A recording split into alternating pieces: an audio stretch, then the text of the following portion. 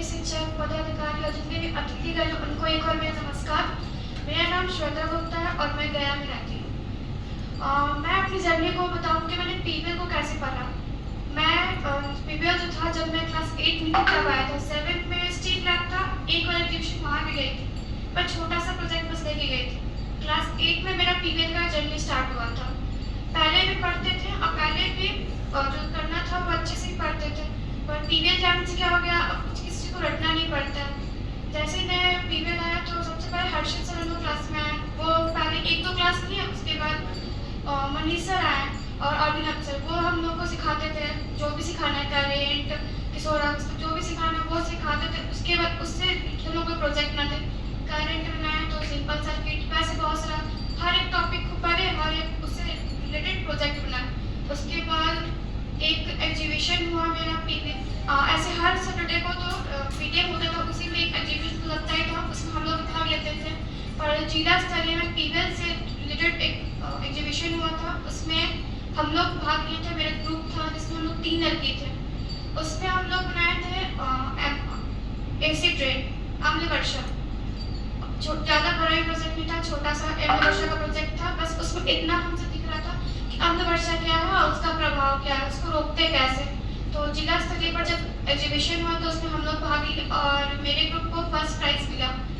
उसके बाद हम लोग को बोला गया कि हम लोग को अभी स्टेट लेवल पे भी जाना है, ये तो डिस्ट्रिक्ट पे था, इससे ऊपर भी जाना है। फिर पटना में एग्जीबिशन लगा था स्टेट लेवल पे, जिसमें हम लोग गए थे, फरवरी में था, इसी मंथ में। वहाँ से गए, वहाँ स्टेट लेवल पे एग्जीबिशन था, उसी टॉपिक पे अम्ल वर्षा को दिखाना था, पर उसमें हम लोग कुछ बेहतर करके गए थे अम्ल वर्षा पे।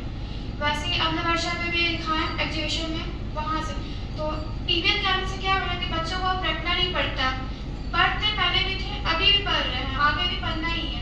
पर पीबीएल जाने से क्या हुआ है कि बच्चों को रटना नहीं पड़ता है। अगर कोई भी चैप्टर पढ़ रहे हैं, अगर उस चीज़ को कर लेते हैं तो वो याद हो जाता है। उसी तरह से पीबीएल को अगर करके सीखते हैं तो वो जल्दी याद हो जाएगा, उसको रटना नहीं पड़ेगा। एग्जाम में भी अपने मन से कोई टॉपिक पढ़ लिए तो उसको हम कितना भी लंबा लिख सकते हैं, कितना भी लंबा उसके बारे में बता सकते हैं। तो एक कॉन्फिडेंस होता है कि वो चीज़ हम पढ़े हैं, वो चीज़ को हम बता सकते हैं। तो पीबीएल जाने से है ना कि बच्चों में कॉन्फिडेंस होता है। और मुझे भी इस दरमियान में मुझे कई जगह बोलने का मौका भी मिला पीबीएल के आने से। पहले क्या है कि बच्चों को पढ़ना है बस स्कूल तक ही, उसका नाम कहाँ गया नहीं पता है। पर पीबीएल जाने से क्या हुआ कि मेरा नाम भी सब लोगों को पता चला कि नहीं, श्वेता नाम की भी एक लड़की है। तो बच्चों में ऐसा होना चाहिए, बच्चों का जो हुनर होता है वो बाहर आता है, पीबीएल के आने से आ गया है। बच्चों को बोलने का मौका मिलता है, बच्चे अब डरते नहीं, कॉन्फिडेंस से बोल सकते हैं किसी भी चीज़ को।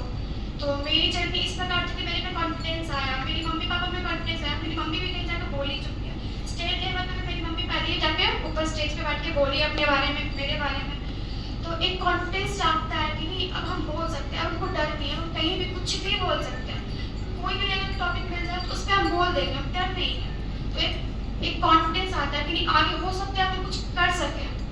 बच्चों को जरूरत है कि नहीं पता नहीं कैसा मार्क्स आएगा, क्या पढ़ेंगे, आगे करना क्या, कुछ पता नहीं। एक एम बन जाता है लोगों में, एक बच्चों में एम आता है कि नहीं आगे जाके यही करना है तो यही करना।